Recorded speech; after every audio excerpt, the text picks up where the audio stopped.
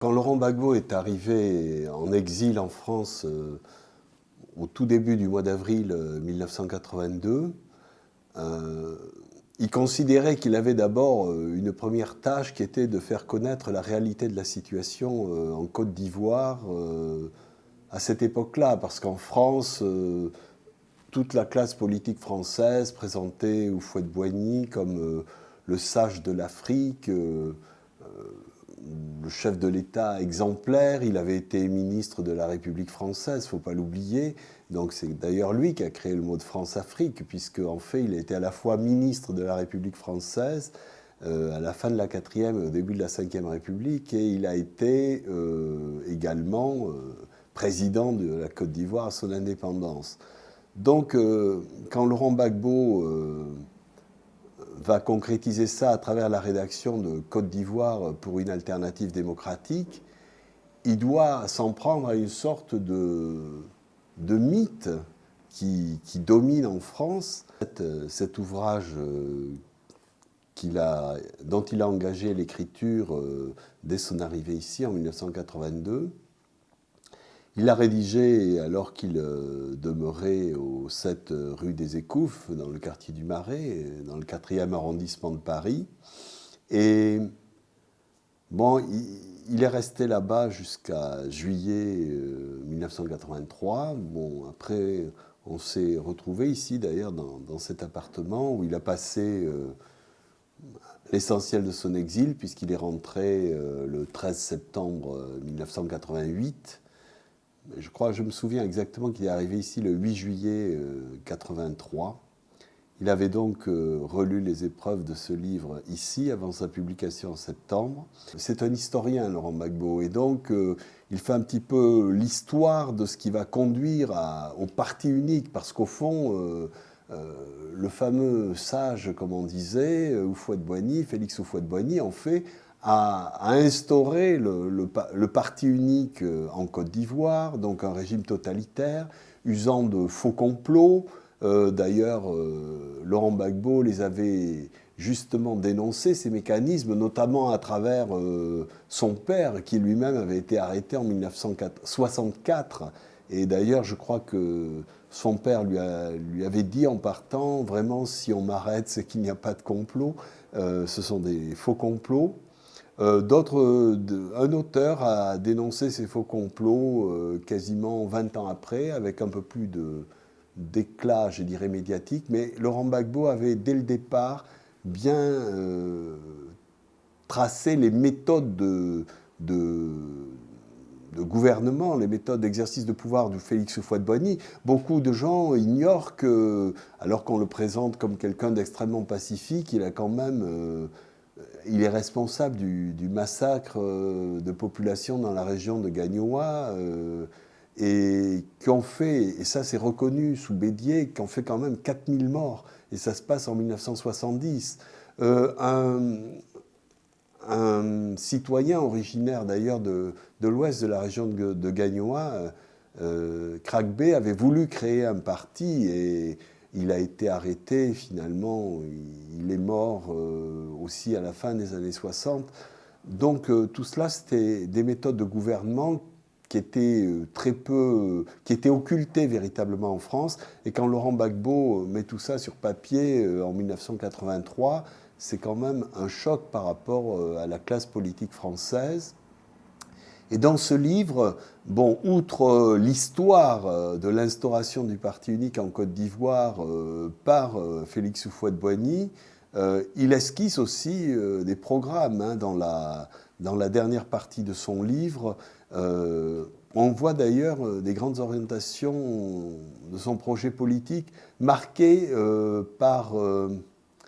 je dirais évidemment une politique forte en matière de santé, d'éducation, de modernisation de l'État, mais il y a une grande dimension sous-régionale. Je me souviens que quand il abordait le problème des infrastructures de transport, de toutes les questions d'énergie, des questions d'eau, il avait parfaitement conscience que ces grands enjeux se passeraient au plan régional. Et évidemment, la Côte d'Ivoire ayant déjà cet immense port d'Abidjan, allait jouer un rôle clé dans cette espèce d'essor économique de l'Ouest africain. Et parce qu'il dénonçait aussi dans son livre le faux miracle ivoirien, ce faux miracle ivoirien parce que effectivement, il y avait beaucoup de rentrées de devises avec le café, le cacao, etc. Il y avait une bourgeoisie, bon, pour reprendre les termes de l'époque, une bourgeoisie comprador qui se renforçait, mais en fait, les populations restaient dans une situation tout à fait misérable et qui n'était pas, en tout cas, à la hauteur des richesses de ce pays. Et je crois que, outre les méthodes de gouvernement de Houphouët-Boigny, il a aussi mis en lumière combien ce que l'on appelait le miracle ivoirien était fragile, était totalement fissuré et ne profitait pas à la majorité de la population. Et donc, en conclusion, il esquissait de grandes orientations qui plus tard vont être précisées, notamment en 1987, alors qu'il est toujours en exil, à travers l'ouvrage « Propositions pour gouverner la Côte d'Ivoire ». Parce que je crois que ce qu'il faut retenir de Laurent Gbagbo, c'est que c'est un des rares, sinon le seul responsable politique africain qui a beaucoup écrit et qui a écrit avant d'agir. Donc on peut toujours faire la comparaison entre ce qu'il a projeté et ce qu'il a pu faire. Et donc en matière de pluralisme politique, il a réussi, puisque le pluralisme politique a été reconnu en Côte d'Ivoire sous la pression de la rue le 30 avril 1990. Et lui-même, quand il est arrivé au pouvoir, quand il a été élu en octobre 2000, les 18 mois, disons, de gouvernement réel qu'il a eu, avant le coup d'État de septembre 2002, il a mis en avant effectivement cette politique d'éducation en rendant gratuite l'école élémentaire publique, en faisant voter fin 2001 la loi sur l'assurance maladie universelle, donc en matière de santé, et aussi en promouvant une modernisation de l'État à travers les élections de juillet 2002, les élections départementales et la mise en place d'une soixantaine, enfin exactement c'est 56 plus 2 gouvernorats, d'assemblées départementales. Et d'ailleurs, on peut voir que dans ces élections, tous les partis avaient tiré leur épingle du jeu, puisque le Front populaire ivoirien, parti d'origine de Laurent Gbagbo, avait 18 départements.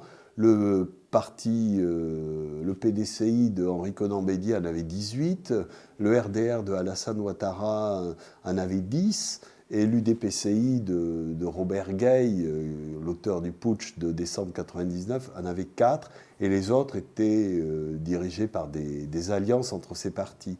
Donc c'était vraiment des élections démocratiques qui sont une référence, et on comprend d'autant moins le coup d'État de septembre 2002, où beaucoup ont dit qu'il y a eu coup d'État parce que le président Gbagbo excluait une partie de la population du pays. C'était totalement faux, puisque d'abord la répartition de ces assemblées le montre, et que d'autre part, tous les partis, y compris le Rassemblement des Républicains, le RDR de Alassane Ouattara, ont participé au gouvernement, notamment dans le gouvernement du 5 août 2002, c'est-à-dire 6 semaines avant le coup d'État.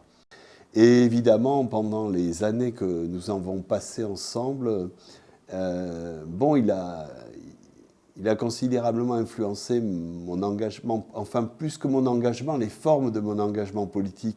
Parce que je me souviens, il m'avait dit tout au long de l'année 83, mais enfin Guy, toi tu fais de la politique depuis 1968, ça fait 15 ans, mais quand on fait de la politique, il faut être dans un parti.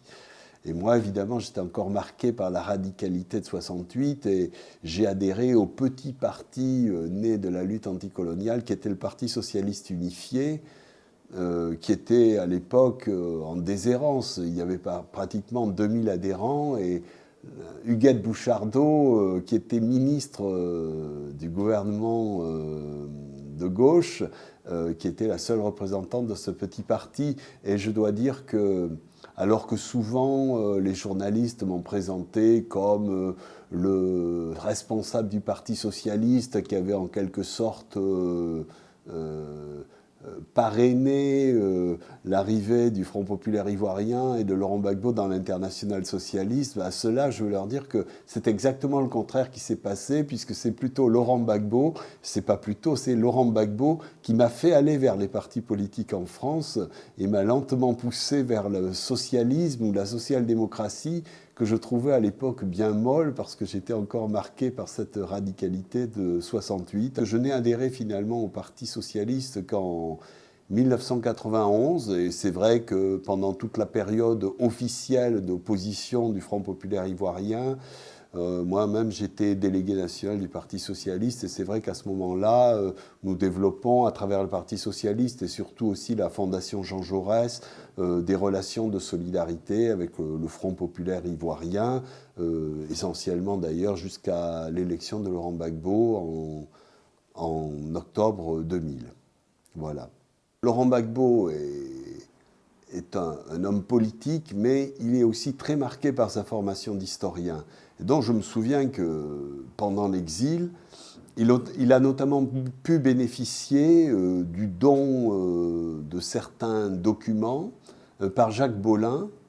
Alors ça, c'est une histoire assez curieuse, parce que Jacques Bollin a été jusqu'en 1970-71 le conseiller d'Houphouët-Boigny, et ensuite il a été le conseiller d'Amani Diori au Niger jusqu'en 73-14. Qu'y a-t-il de commun entre Houphouët-Boigny et Diori Amani? C'est que ce sont des gens qui venaient du RDA, ce parti anticolonial qui a été créé en 1946, et Houphouët-Boigny a joué un rôle dans la création de ce parti en 1946 à Bamako, et à la sortie, disons, ce parti s'est apparenté au Parti communiste français, dont beaucoup de militants communistes, si parfois africains, parfois même non africains, ont été rejoindre les régimes en place en Afrique dirigés par des membres du RDA, dont Houphouët-Boigny. Bollin est allé le soutenir. Bon, Bollin, évidemment, c'est un pseudonyme.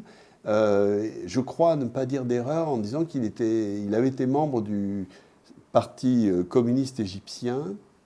Il est d'origine arménienne, et il a servi Houphouët-Boigny, mais justement en raison des dérives du régime, et il l'a quitté en 70. Et à ce moment-là, Jacques Bollin, au début des années 80, il vit en France, il est membre du Parti socialiste, et il a vu en Laurent Gbagbo, quand il a été au courant de la sortie de ce livre, etc., vraisemblablement l'homme de demain pour la Côte d'Ivoire. Et des contacts ont été pris, et il lui a donné beaucoup de documents, en particulier tous les journaux de l'époque reliés avec soin, etc., le journal officiel, les publications de la Chambre de commerce et d'industrie.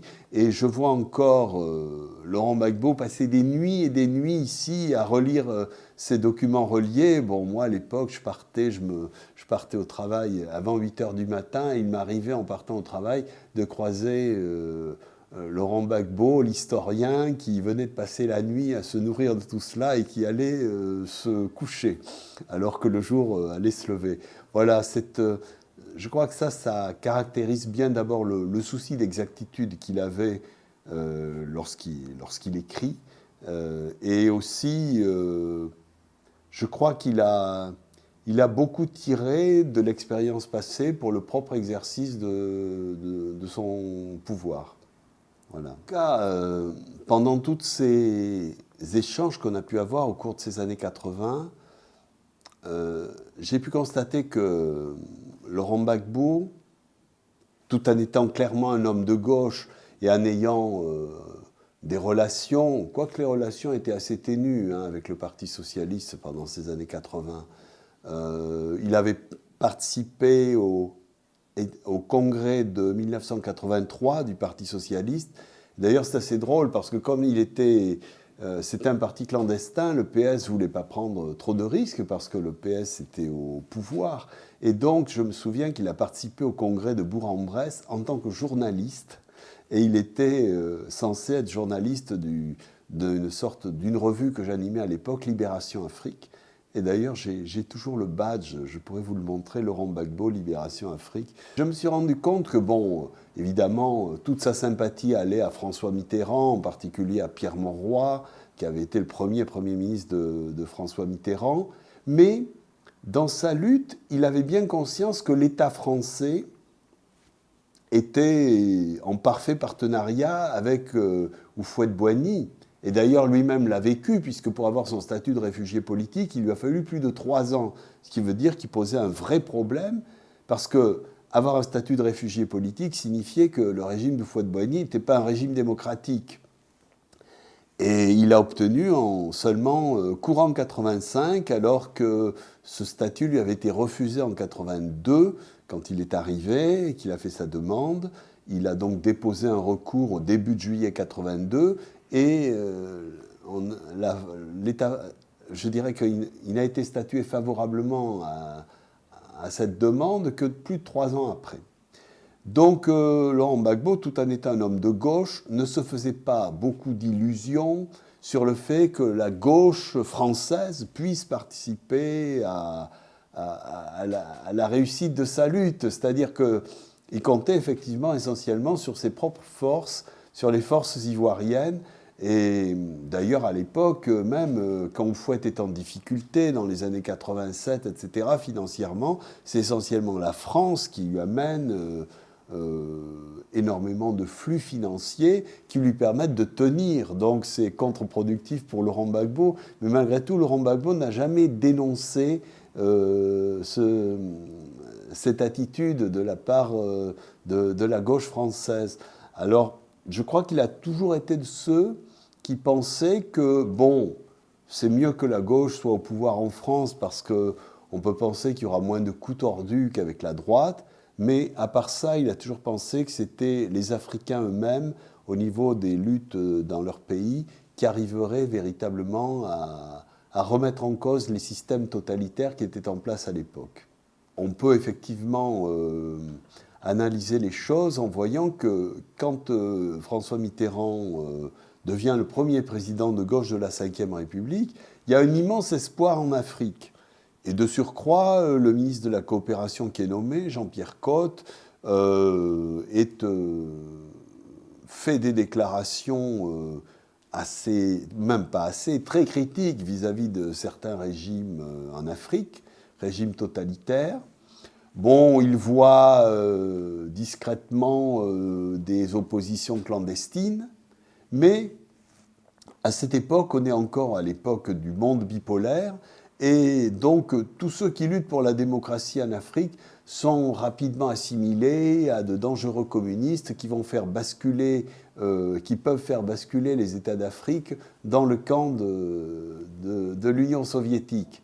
Et très rapidement, Jean-Pierre Cot est victime de cette collusion entre les autocrates d'Afrique ou les dictateurs d'Afrique et la réelle politique conduite en France. C'est-à-dire qu'au bout de 18 mois, Jean-Pierre Cot est remercié, on lui propose d'être ambassadeur en Espagne, ce qu'il va refuser d'ailleurs, il va reprendre ses cours avant de reprendre à l'université, puisqu'il est professeur de droit, avant de reprendre une carrière de parlementaire nationale et européenne. Cette mise à l'écart de Jean-Pierre Cot montre bien que ce que Houphouët-Boigny avait appelé la France-Afrique est toujours toute puissante et qu'au fond, si vous voulez, Jean-Pierre Cot, sa lutte a été vouée à l'échec parce qu'il y avait encore un monde bipolaire.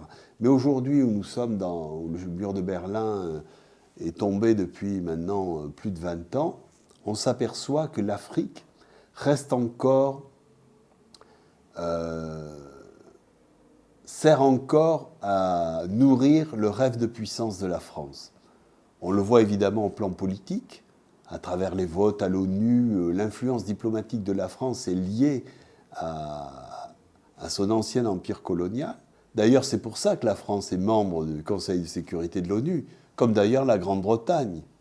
Ce sont les deux anciens empires coloniaux. On voit donc que le Conseil de sécurité de l'ONU, en fait, il correspond à la situation historique de la sortie de la Seconde Guerre mondiale.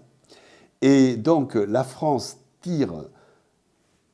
nourrit sa puissance politique sur les États du continent africain, elle nourrit aussi son apport en énergie.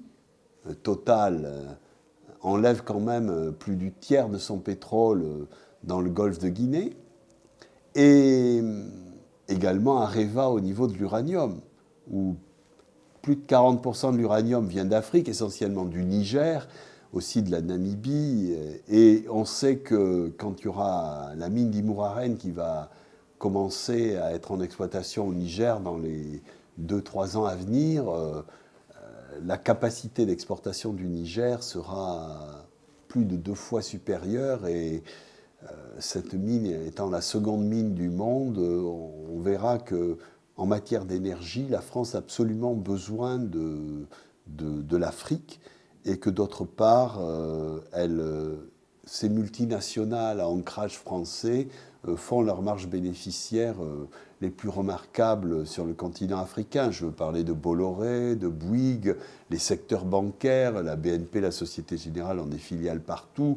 Vous avez les autres groupes de travaux publics, Vinci, etc. En février 1984, la préfecture de police avait interdit une de ces conférences, qui était d'ailleurs dont le thème était, je dirais, assez anodin, et au motif que cela pouvait troubler les relations diplomatiques de la France. Alors c'est pour dire quand même le climat. Donc je reviens à l'affaire. Donc il va répondre favorablement à la demande des services français, cette demande de rencontre. Bon, il va me demander de l'accompagner. Ça se passe d'ailleurs place d'Italie, dans un café qui a aujourd'hui disparu, le Rosès. Et Laurent Gbagbo dément qu'il ait pris des contacts avec Houphouët-Boigny. Il dit qu'il est là pour le multipartisme, que le sens de sa lutte c'est cela, et qu'à ce jour, la situation en Côte d'Ivoire n'a pas changé de façon substantielle, et que ses propositions de rentrer au pays en première classe par UTA, etc., ne l'intéressent pas du tout. Et à ce moment-là, c'est l'inspecteur Sabatier, dont j'ai d'ailleurs toujours la carte, Jean-Louis Sabatier, il s'appelait, lui dit, écoutez, nous sommes très heureux de cet échange, nous allons en faire part à nos supérieurs, en l'occurrence messieurs Pasqua et Pandro, car nous ne voudrions pas qu'il y ait une deuxième affaire Ben Barka en France, faisant ainsi référence au leader marocain qui avait été enlevé en France en 1965 à Paris et dont on n'a plus évidemment eu de nouvelles et qui a été en fait assassiné par le pouvoir marocain avec la complicité des services français. Voilà, ça se passait en 86, c'est après justement le voyage de Jacques Chirac, dont ça se situe peu avant l'été 86. Voilà. En réalité, pour Laurent Gbagbo, la période du Front populaire ivoirien, la période clandestine, bon, l'essentiel se passe en Côte d'Ivoire. Et d'ailleurs, c'est Simone Eivet, qui va devenir Simone Babo, qui, en 1989, Simone Eivet, elle, est la responsable du FPI clandestin jusqu'en 1986.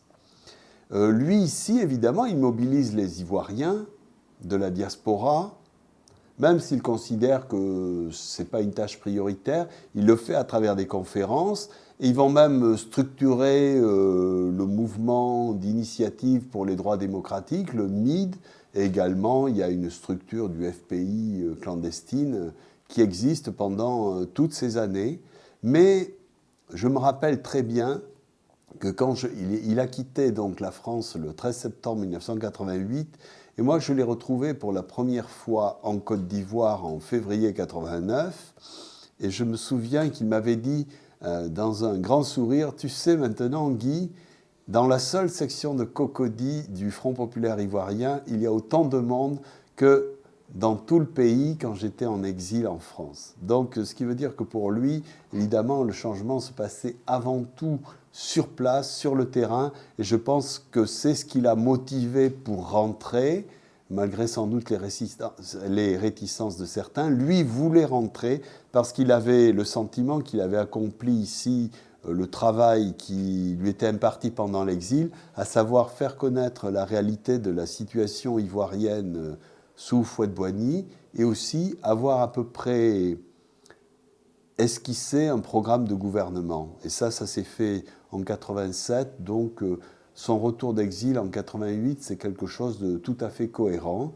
Et ils vont affronter la clandestinité, une période très délicate, puisque un de leurs cadres, qui depuis est passé à l'opposition anti-Gbagbo, Anaki, à l'époque, était trésorier, a été arrêté à l'issue du congrès clandestin du FPI en novembre 1988.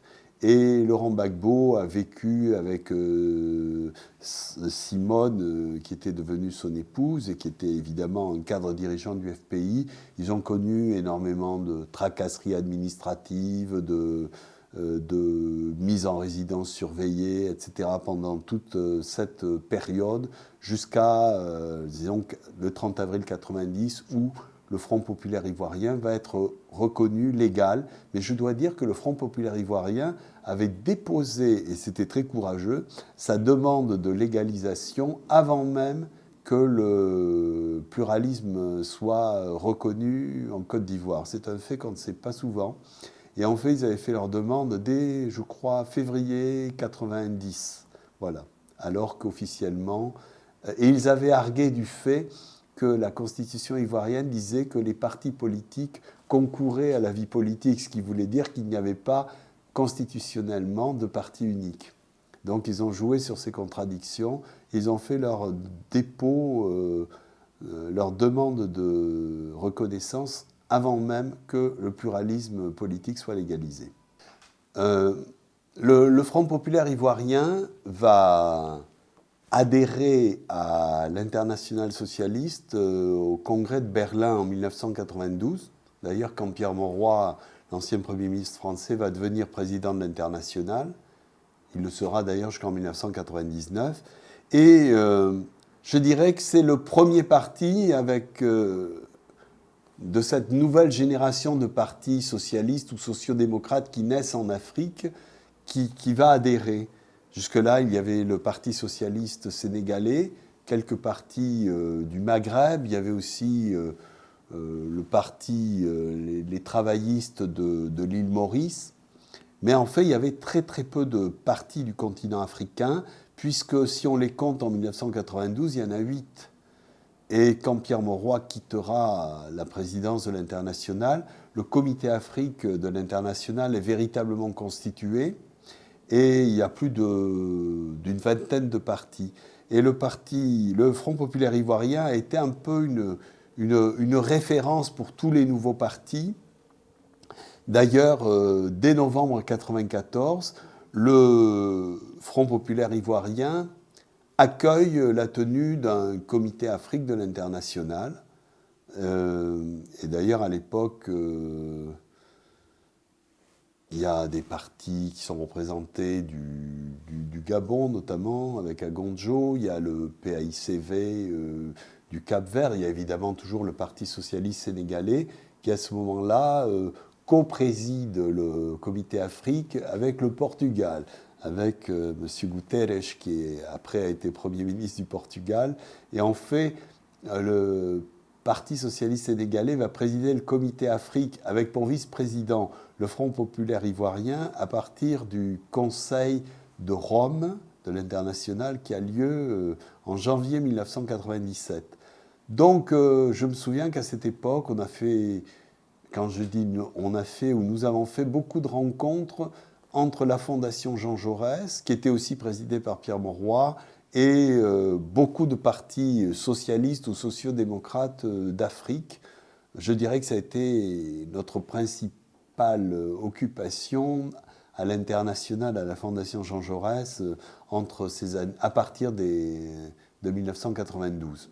Voilà, et je crois que là, c'était un petit peu un âge d'or de la solidarité, hein, qui n'est pas très connu, et je crois qu'il y a beaucoup à écrire sur cette période.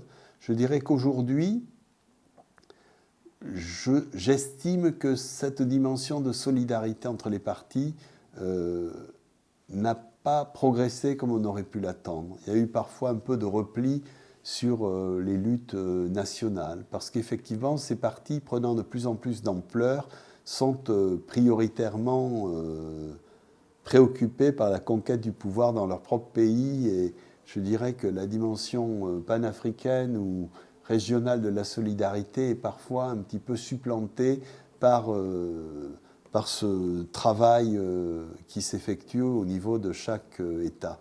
Et d'ailleurs, au sein de ce comité Afrique, assez rapidement, Laurent Gbagbo va devenir un des porte-parole les plus respectés. Je me souviens même qu'il a créé une surprise au comité Afrique qui se tenait à Johannesburg en février 1994, donc c'est assez ancien. Il est intervenu, il avait d'ailleurs prévenu la direction, les instances dirigeantes. Il est intervenu sur la situation au Sénégal, où des opposants députés, dont Abdoulaye Wade, avaient été arrêtés. Et il avait fait le parallèle avec sa propre situation, où député, il avait été arrêté en 92 et son immunité parlementaire n'avait pas été respectée. Et ça s'était passé au Sénégal d'Abdou Diouf. Et c'était donc assez délicat. Je me souviens que dans son intervention, il avait dit c'est précisément parce que je respecte beaucoup la démocratie au Sénégal que je suis particulièrement peiné de voir que des opposants sénégalais, de surcroît des parlementaires, ont été arrêtés et je souhaiterais poser ce problème. Et évidemment, ça avait jeté un froid. Mais à l'époque, Manuel Guterres avait dit qu'il écrirait, il ferait part de cette préoccupation à Abdou Diouf. Je ne veux pas être mauvaise langue, mais je crois que Manuel Guterres n'a jamais eu le courage d'écrire cette lettre à Abdou Diouf. Mais en tout cas, ça montrait que Laurent Gbagbo était un dirigeant socialiste d'Afrique assez intransigeant sur les questions démocratiques.